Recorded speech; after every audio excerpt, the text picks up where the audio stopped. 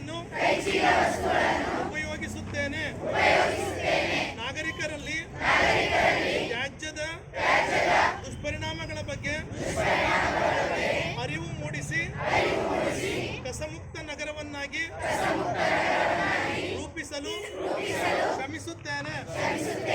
ಈ ಎಲ್ಲ ಕ್ರಮಗಳನ್ನು ಪಾಲಿಸುವಂತೆ ಇತರರನ್ನು ಪ್ರೇರೇಪಿಸುತ್ತೇನೆ.